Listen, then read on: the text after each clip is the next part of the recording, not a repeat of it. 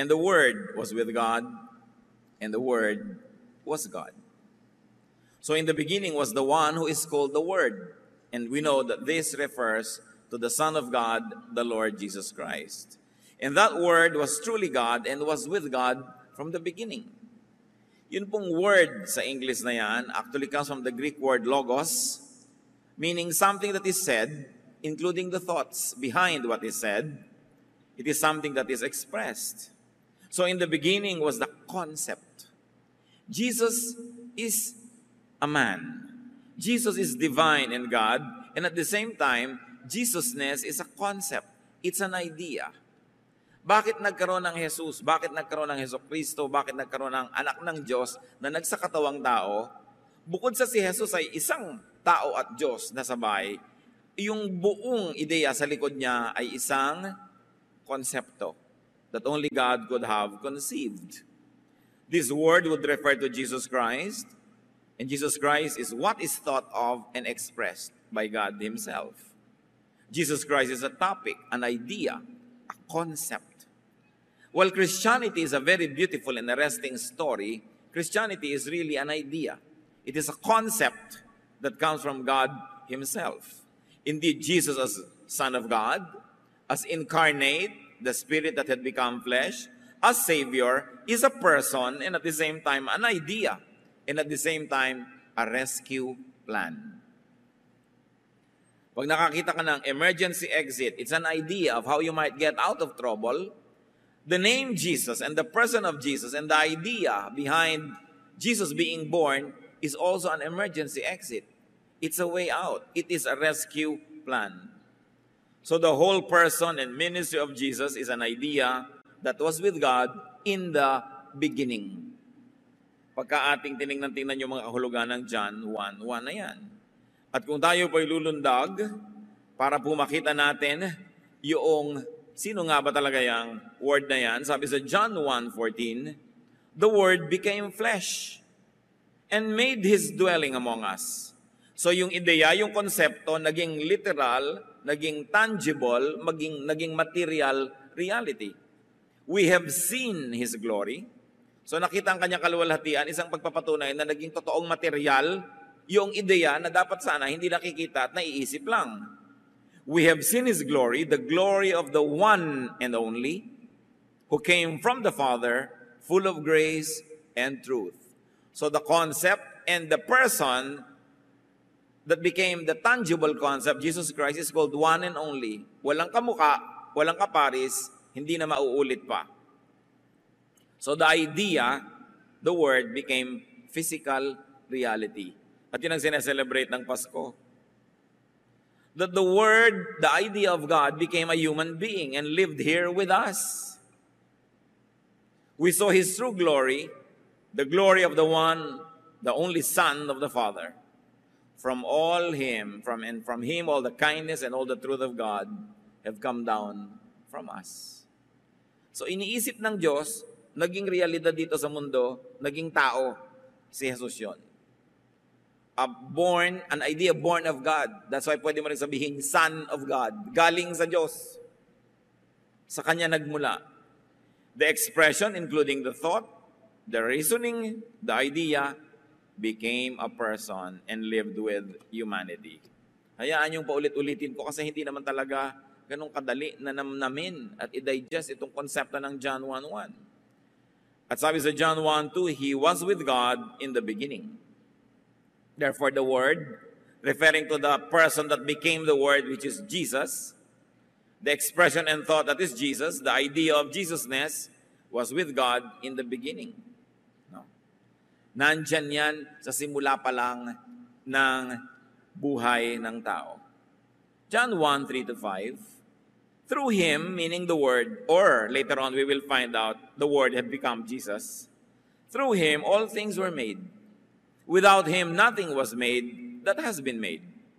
In Him was life, and that life was the light of men. The light shines in the darkness, but the darkness has not understood it. Mga description tungkol kay Jesus yan. Light of the world. Life.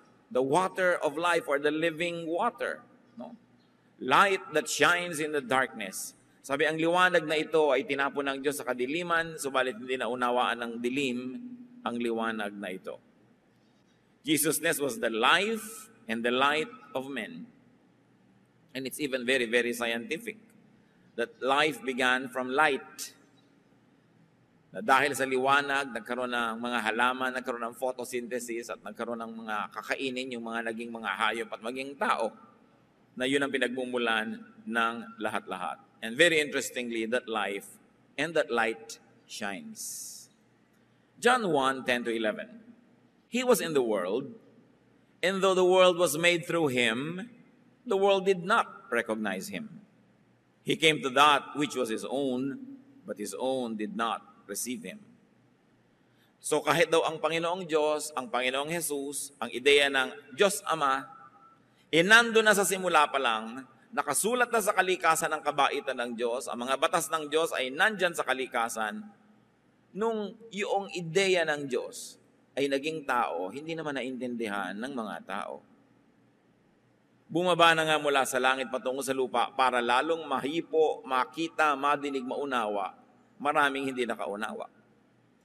Pumunta daw ang Panginoong Diyos doon sa kanyang sariling bayan, sa kanyang sariling lipi, mga tao, dahil nagsakatawang tao ang Diyos, pero hindi naman siya tinanggap. So Jesus was in the world was made through Jesus, and Jesusness, or the very concept behind the person of Jesus, but the world did not recognize Jesus. The world chose darkness instead of light.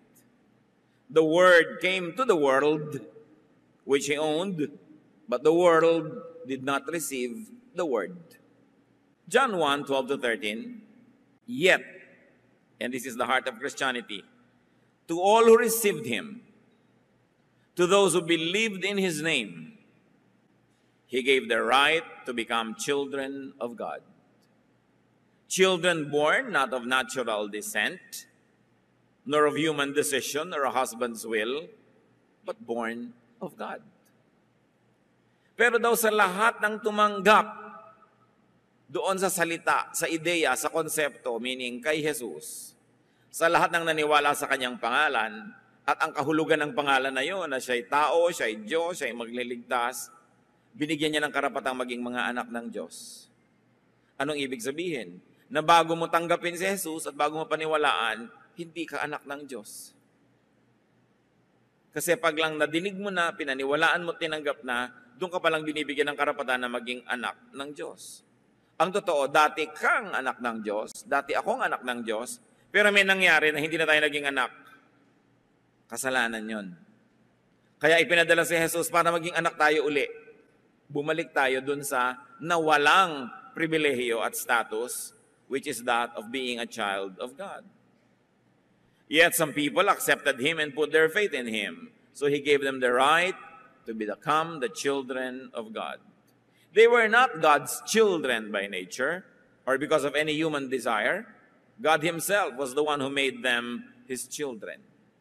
Sabi, hindi inisip ng tao yung salvation. Hindi inisip ng tao yung konsepto ni Jesus na ang anak ng Diyos ay maging tao at the same time Diyos. Hindi. Diyos ang nag-isip niyan. At ang natira na lang para sa tao, yun ay tanggapin, paniwalaan. At sabi, to all who receive Jesus, to all who believe in his essence and his mission, meaning his name, he gives the right to become children of God again. Nagiging anak ka ng Diyos muli, matapos mong paniwalaan at tanggapin si Jesus. So belief in and acceptance of Jesus turns a person into a child of God. Pag naniwala ka kay Jesus at tinanggap mo siya sa iyong puso, biglang may nangyayaring pinakamalaking himala sa buong creation, nagiging anak ka ng Diyos. Sabi, hindi ikaw ang may kakagawa nun, Diyos. And you are born not from the flesh, not of man, but of God.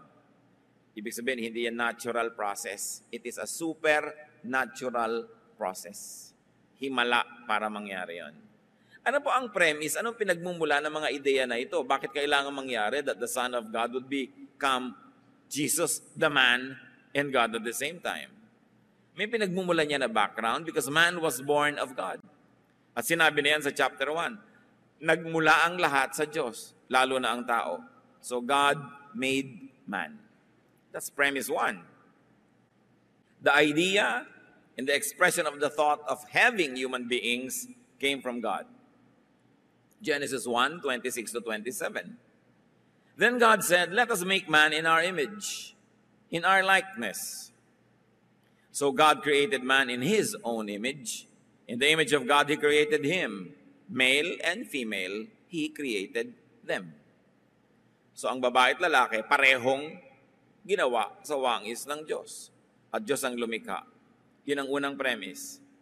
Diyos lumikha ng tao, nakamukha niya. Kawangis niya, dahil ang espiritu ng tao na yon, espiritu niya, wala nang iba. Man is the Spirit of God, made to dwell in the flesh. Made to dwell in dust, in the body that we have. Yun lang ang pinagkaiba ng tao sa Diyos. Yung espiritu ng Diyos at espiritu ng tao pareho. Pero ang espiritu ng tao, pinatira ng Diyos sa katawan, sa lupa. Samantalang yung Diyos na natiling walang ganong katawan, espiritu lang siya. So actually, the first incarnation, God's Spirit manifesting in the flesh, is man. Si Jesus ang pangalawang incarnation ng Diyos. Pero yung Diyos, ginawang tao, tumira sa katawan, yun ang unang incarnation. Yun ang unang creation. That was God's Spirit housed in flesh. Genesis 2:7, the Lord God formed the man from the dust of the ground and breathed into his nostrils the breath of life, and the man became a living being. So ang Espiritu ng Diyos, naglagay siya, isinama niya sa lupa, naging tao, pero Espiritu rin niya yon, kaya image niya. But the Spirit of God was made one with dust, with flesh, to live a spiritual and an earthly life. So dalawa ang buhay ng tao. Spiritual dahil may espiritu siya, earthly at material dahil may katawan siya. Men are those who live in houses of clay, whose foundations are in the dust. Yan ang pinagkaiba ng tao sa Diyos. Nakatira siya sa tahanang alabok. Palayok lang ang tinitirhan niya. The spirit is eternal, but the body is not. 1 Corinthians 6:19, do you not know that your body is a temple of the Holy Spirit? Kaya kung kailan, paano merong bulwagan ng Panginoon, templo ng Diyos, material, bato, bakal, pero tinitirhan ng Espiritu ng Diyos dahil templo niya. Ganon din yung katawan ng tao, lupa, material, pero nakatira yung Espiritu ng Diyos doon, kaya nagiging banal ang katawan ng tao. Premise 3, God's Spirit in man, meaning man himself, should return to God after this earthly life. So ang Espiritu ng Diyos, inilagay niya kasama ng lupa, naging tao, pero dapat yung Espiritu na yon babalik din sa Diyos. Dapat ganun. Sabi yan sa Ecclesiastes 12:7, and the dust returns to the ground it came from, and the Spirit returns to God who gave it. So ito ang magandang nangyayari sa kamatayan dapat. Yung katawan babalik sa lupa, at yung Espiritu babalik sa Diyos. Sandali lang silang magkasama. Therefore, that would complete the cycle and the circle of life. The Spirit of God, inilagay sa lupa, na buhay ng kung gaano mang kahabang panahon, pero yung lupa, mamamatay din, yung Espiritu babalik sa Diyos. Hindi naman ipinaliwanag ng Diyos kung bakit may ganung excursion, yung Espiritu niya, na naging tayo, pero tayo, hindi siyang siya dahil meron tayong katawan. From God to earth, with dust, in the flesh, and then after a while, back to God. Yun ang kahulugan ng buhay. Kaya ang tawag sa atin, we are pilgrims. Tayo'y nakikiraan lang sa lupang ito. Hindi talaga tayo taga rito dahil tayo'y taga-langit. Kasama tayo ng Diyos, hinilagay dito sa mga dahilang hindi niya ipinaliwanag, pero ang dapat purpose ng life, pagkatapos na yung lupang katawan, ay mamatay na, bumalik sa Diyos ang Espiritu. Dapat bumabalik. Kaya nung si Stephen, nung binabato, ang sabi niya sa Acts 7:59, Lord Jesus, receive my spirit. Binabato nila ang katawan ko, mamamatay ang katawan ko, dudugo, uubos ang dugo ko, madudurog ang aking buto, babalik ako sa lupa, pero yung espiritu ko, tanggapin mo, Panginoon, babalik ito sa iyo. Kaya ang kamatayan, ang number one na nagpapalaya sa tao para makabalik sa Diyos. Hindi yan kinatatakutan ng mga mananampalataya. Bagamat dahil tayo ay nakatira sa katawan na ito, natural, wired tayo to protect the body, wired tayo, nakaprogram tayo to love life in this world because we are of the world din, dahil may lupa tayong katawan. Pero yun ay habang nakakatira pa ka pa lang dyan. Pero oras na namatay yung katawan at nakalaya yung espiritu, ang pagpapasalamat mo na lang na nakalaya ka na dyan. Kasi maiiba ang yung buong pananaw pag binitawan mo na yung katawan na yan. Pero may nangyari, mga kapatid. Ang Espiritu ng Diyos, inilagay niya sa alabok, nagkaroon ng tao, mamamatay yung alabok, babalik yung tao sa kanya, pero may nangyari during the excursion. But sin contaminates the spirit and it dies. Yun ang pumasok. Yung dapat sana, yung espiritu mo makakawala sa katawan, babalik ka sa Diyos, pero yung espiritu ay nadumihan ng kasalanan. And because of that, sin traps man away from God and prevents man from returning to God. Hindi makukumpleto yung circle, hindi makukumpleto yung cycle, dahil hindi na ngayon makakauwi sa Diyos ang espiritu, dahil nagkasala na ito, marumi na ito, hindi na ito karapat-dapat makiisa muli sa espiritu ng Diyos na puro, dalisay, holy. Genesis 2:17, bakit pumasok yung kasalanan? You must not eat from the tree of the knowledge of good and evil, for when you eat of it, you will surely die. Yan ang sinasabi ng Diyos. At hindi katawan ang mamamatay dito, spirit.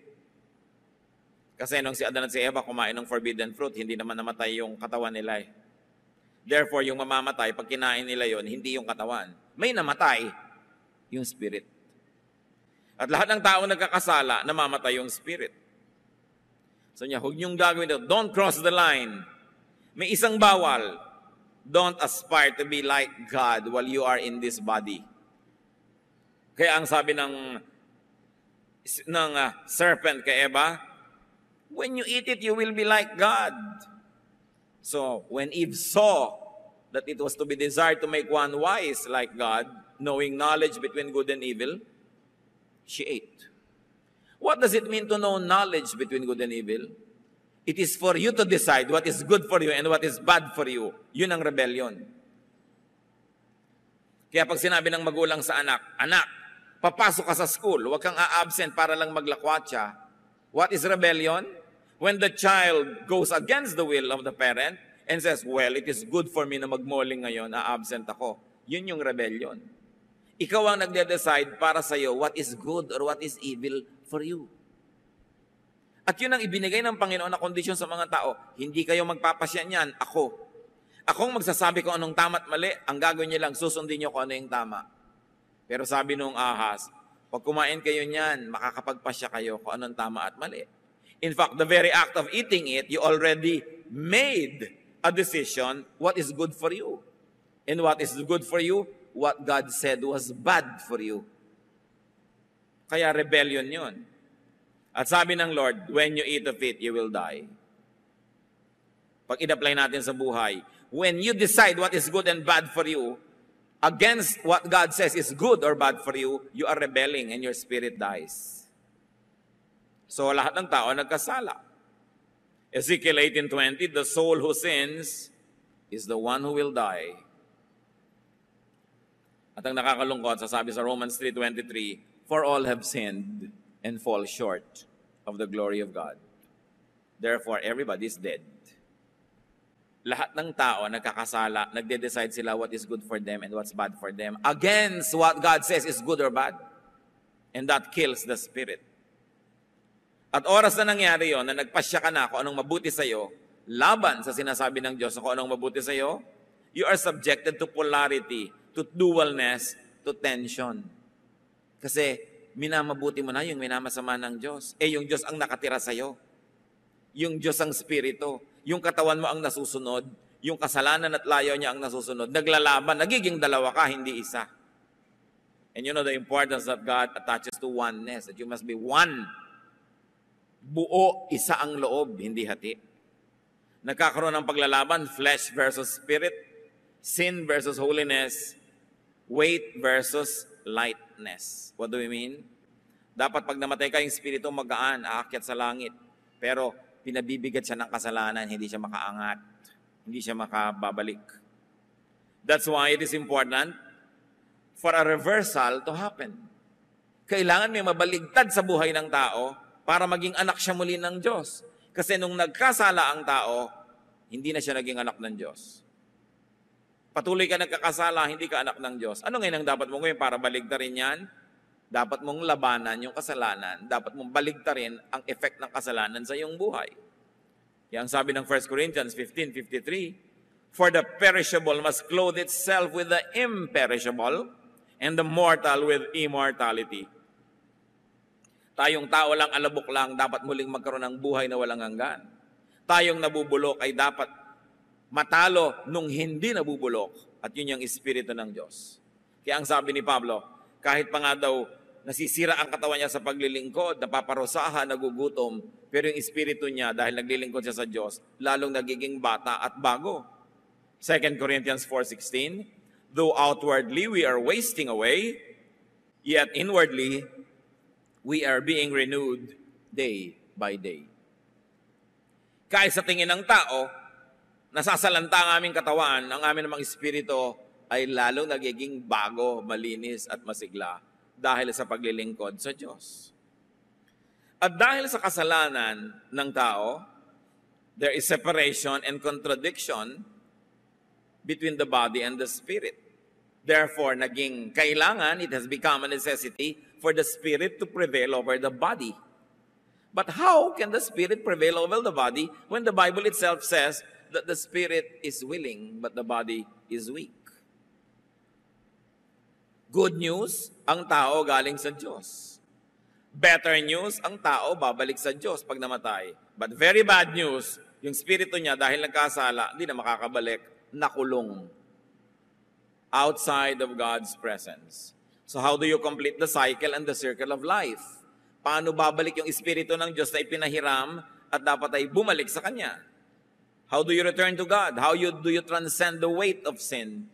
How do you leave the body on earth when man was trapped in it due to attachment to earthly and worldly things? Therefore, the Word, Jesus, was born. God has the idea. God devises a way and designs a plan to rescue and to save man from death, from condemnation, from the trap of the flesh, which we call salvation.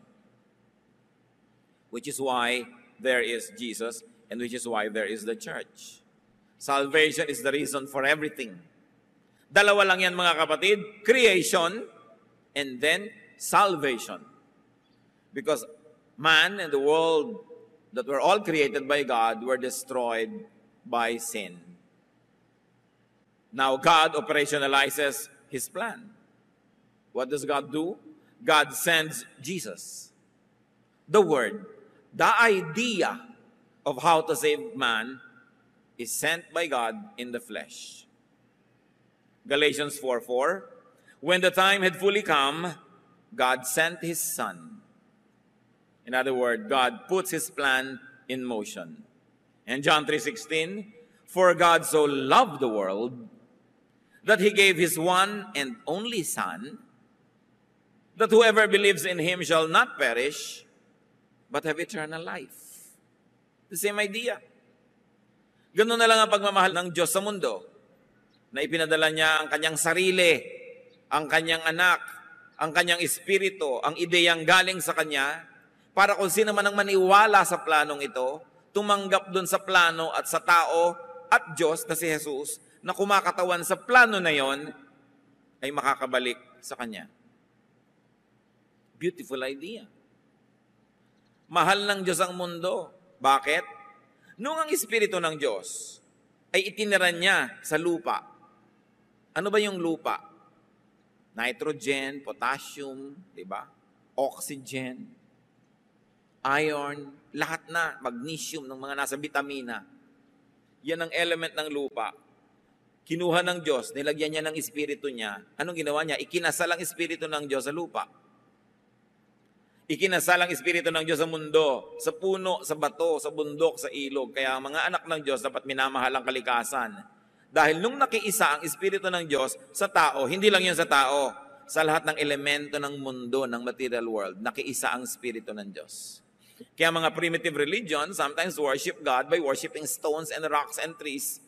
They are wise to know na nakiisa doon ang espiritu ng Diyos. But, nagpadala naman ng Diyos ng person, His Son, the Lord Jesus Christ, para doon ma-focus yung ating pagsamba at doon tayo humingi ng kaligtasan.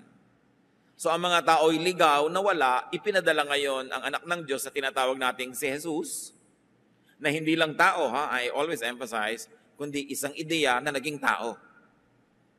Luke 19:10, for the Son of Man came to seek and to save what was lost. Now, what are the mechanics? Paano mangyayari? Ililigtas. Siyempre, ang Diyos, just. Dapat ang lahat ng mali, parusahan. Ang lahat ng mabuti, gantimpalaan. Just siya eh. Pero ang Diyos, merciful din, mahabagin. Anong ibig sabihin ng mahabagin? Yung nagkasala, pinapatawad.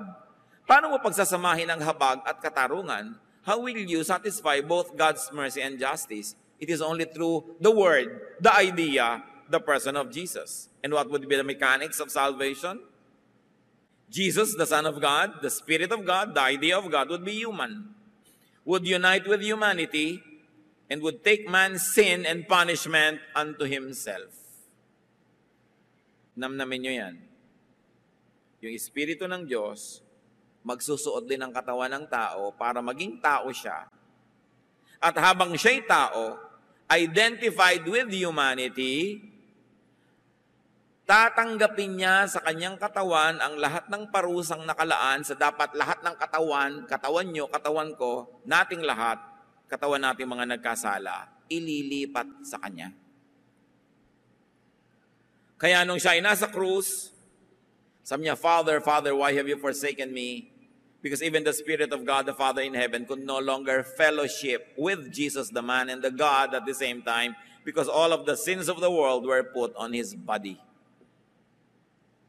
At nung namatay siya, nadala-dala yung kasalanan ninyo at kasalanan ko na nating lahat, nalibing kasama ng kanyang katawan. Anong nangyari? Bumangon ng kanyang espiritu, iniwan yung kasalanan sa libingan, bayad na.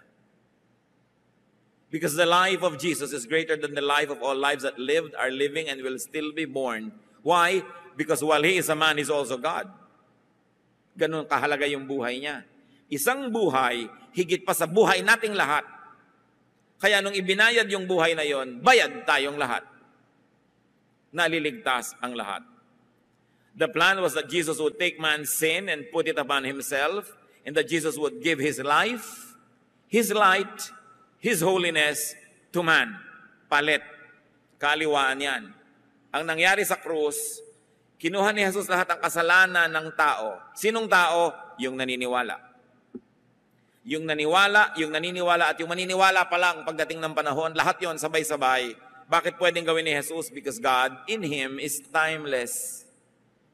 Well, the body that He wore was flesh, and it had time, and limited by time, the Spirit in Him is timeless. Therefore, He took all those sins into His life. Pwede bang magsama yung kasalanan at kabanalan? Hindi. So ang ginawa niya, yung kabanalan niya, tinanggal niya sa kanyang sarili at ibinigay niya sa lahat ng nananalig at mananalig pa lang. So when you say you believe in Jesus, this is what happens. You say, Jesus, take my sin, let it be yours, and die for it, please. So I won't have to die. And I'm going to take your holiness and make it mine. That will make me holy, not because I'm holy, but because I believe in you. And when I am holy because I believe in you, when I die, I go back to God. That is what Christianity is all about. Pag hindi malinaw sa atin yan, nag-hit and miss, trial and error lang tayo sa ginagawa natin sa buhay. Kailangan malinaw na malinaw. When you become a Christian, there's a total exchange of composition and position with Jesus. You take His holiness upon you, and you give your sin to Him, and He dies for it. And then you become free because He died. Kaya sabi sa Isaiah 53:5, but He was pierced for our transgressions. He was crushed for our iniquities. The punishment that brought us peace was upon Him, and by His wounds, we are healed. Sabi, siya ay sinaksak, sinugatan dahil sa ating mga kasalanan. Siya ay dinurog dahil sa ating mga pagkakasala at pagkakamali. Yung parusang dapat sana'y atin, pero naligtasan natin, itinambak sa Kanya. At gumaling tayo dahil nalipat sa Kanya ang ating mga sugat. Kaya ang tawag, Savior. At kaisa-isa yon, one and only. There are only two religions on earth, brothers and sisters. Don't be deceived by brands and by names. There are only two religions. Religion number one, and 99% of all religions in the world fall under this category. Save yourself. Yun ang religion number one. Yan ang ginagawa ng napakaraming tao. Kaya pinaparusahan yung sarili nila, kaya nag-aayuno, kaya hindi kumakain, kaya umaakyat ng mga bundok, kaya nagpapapako sa krus, kaya kung ano-ano pa. They are saving themselves through their own deeds.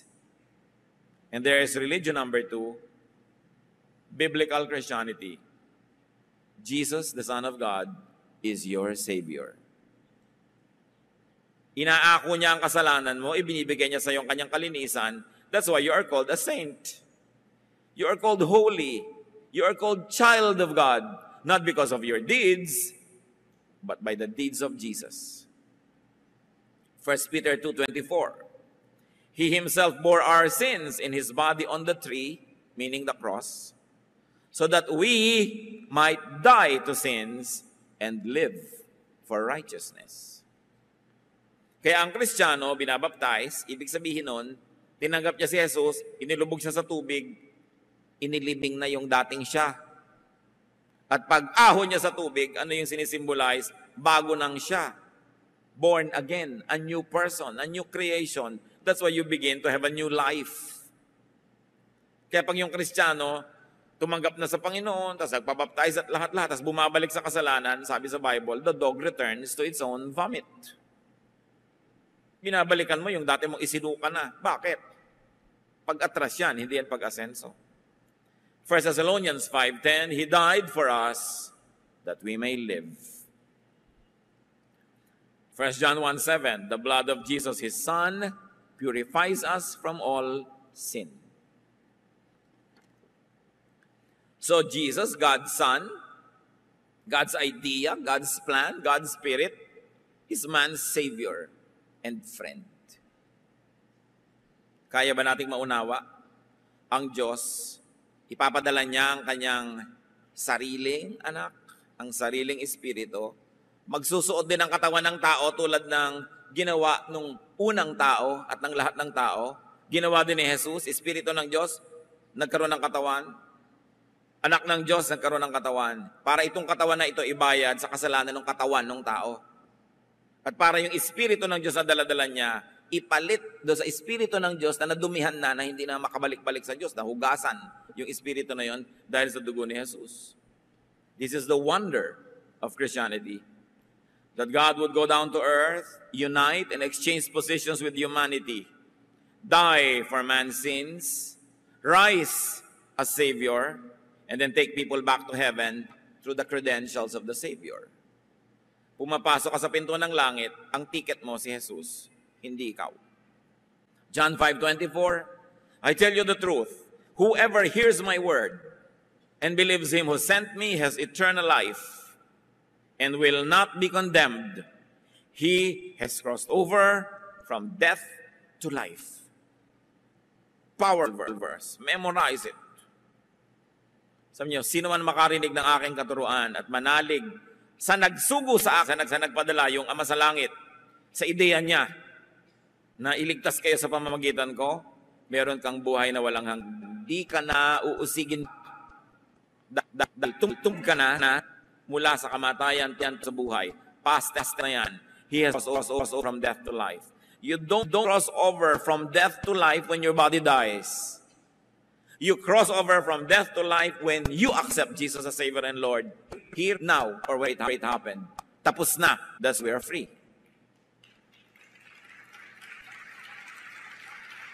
Hindi tayo nagyayabang pag sinasabi ng ako sure na sa salvation. Sasabihin ng mga magyabang naman ito, buhay pa magkakasala pa, tas na. Kasi tinapos na, you have crossed over from death to life.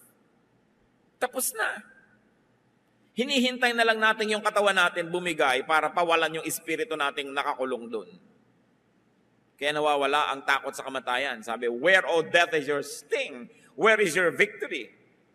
Alam nyo, nakakatakot yung kamatayan kung oras na namatay yung katawan mo, binigay yung espiritu mo, pumunta sa impyerno. Hinila pababa. Pero kung nakawala yung espiritu mo at umakyat sa langit, anong nakakatakot doon?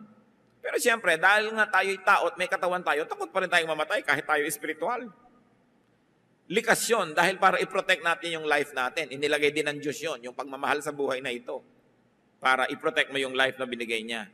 Pero kung talagang hindi na maiiwasan, ayun na yung kamatayan mo o kamatayan ng mahal sa buhay, luwagan ng dibdib, ibigay ang espiritu. Sabi ni Stephen, Jesus, receive my spirit. At kung sakasakaling magkakaroon kayo ng pribilehiyong maghingalo at magdrama bago mamatay, sabihin nyo rin, Jesus, receive my spirit.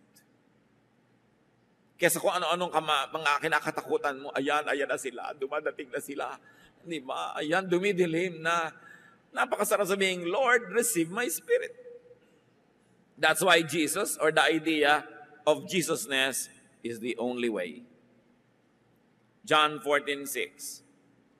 Jesus answered, I am the way, and the truth, and the life. No one comes to the Father except through me. Walang makararating sa Ama na hindi dadaan kay Jesus. Bakit? Siya lang yung nakipag-exchange sa iyo Siya lang yung galing sa Ama na ipinadala, kamukha ng ipinadala yung Espiritu sa tao. Ipinadala ito para maging tao, para makipagpalit sa iyo habang siya'y tao. Walang iba. There is no name given under heaven by which men are to be saved, except the name of Jesus Christ. That's why it is important for us to share this truth with our loved ones, even with strangers who don't know this. Baka ang mga mahal nyo sa buhay, nandun sa 99% ng religions, they are saving themselves. Parang sabi sa Bible, ang ginagawa ng tao kahit yung pinakadakila para lang maruming basahan yan sa harap ng Diyos. It is never enough. Kasi kung enough, ba't pa magpapakahirap si Jesus na mamatay sa krus? Pwede naman pala natin iligtas ang sarili natin. Wala kasing ibang paraan, siya lang. He is the only way. Kaya huwag kayong magpatulog-tulog at magpatamad-tamad sa pag-share ng salvation. Sa pagdadala ng mga tao sa salvation class, sa pag-attend ng mga salvation Bible studies. Kasi kailangan maintindihan yan. Ninyo, ko, at ng lahat ng mga mahal natin sa buhay. At pag oras na dumating ang kamatayan at humiwalay ng espiritu, wala nang bawian. Kaya kailangan kumilos habang tayo nabubuhay. 1 John 5:12, He who has the Son has life.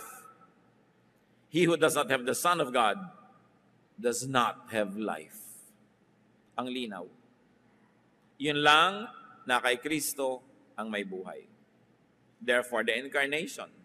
At yan ang pinag-aaralan natin kanina pa, John 1:14.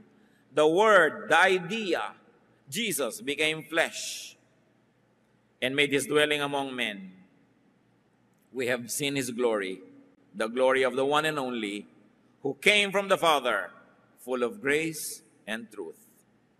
So the work of Jesus Christ is, one, to join man, to rejoin God's Spirit that has become man in the flesh. Actually, may reunion. Nung ang Espiritu ng Diyos na si Jesus ay naging tao, yung Espiritu ng Diyos nakiisa uli. Doon sa Espiritu ng Diyos na naging tao at nagkasala na, nagkaroon ng koneksyon para malinis yun, masave, maakay, pabalik sa Diyos. So nagkaroon ng ganung uri ng union. The work of Jesus is to connect God and man through Him. Nalayo na yung tao Yung Espiritu ng tao, nalayo na sa Espiritu ng Diyos. Dumating si Jesus. At dahil siya'y tao, pwede siyang humawak yung isa niyang kamay na tao sa tao.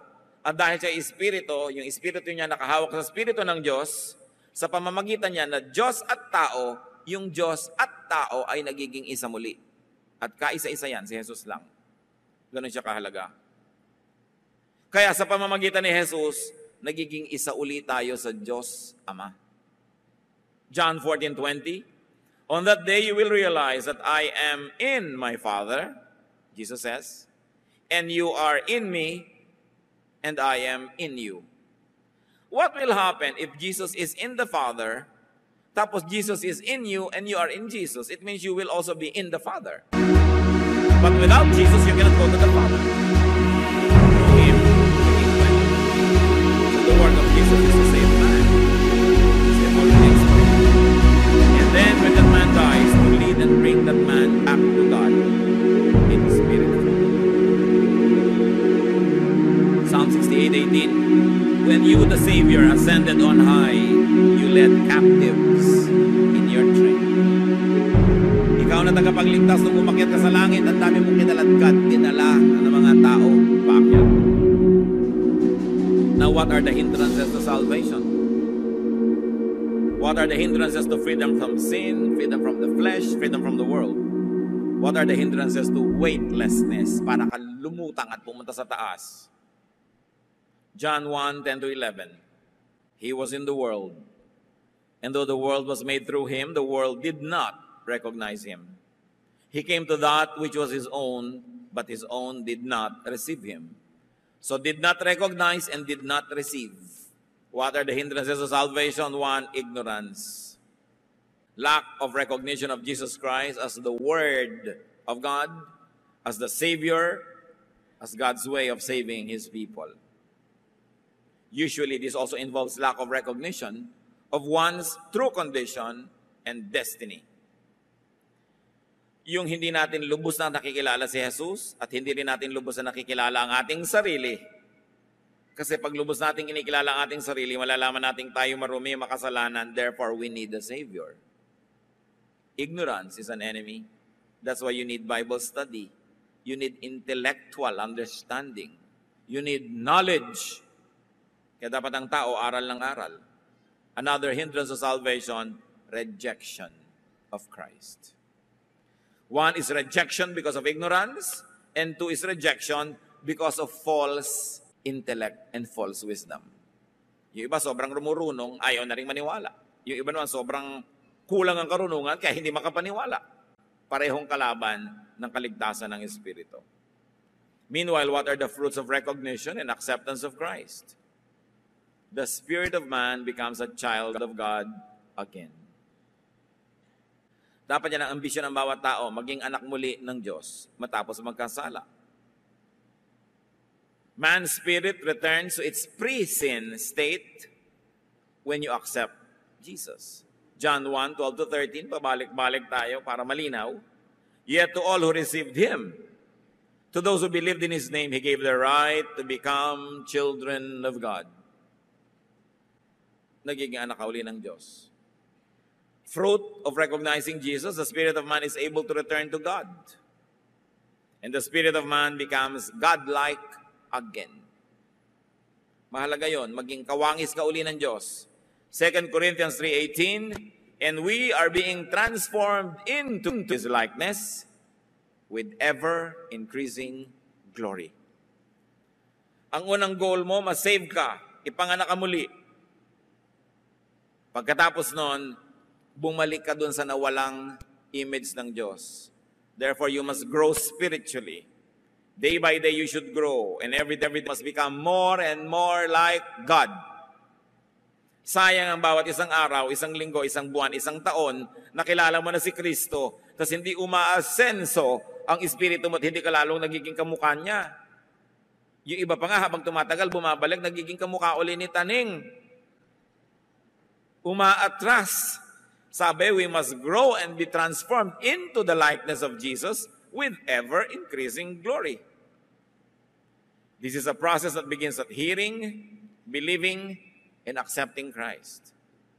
The way to be saved by Christ, siguro naman napakalinaw na niyan, receive Him. Revelation 3:20, here I am.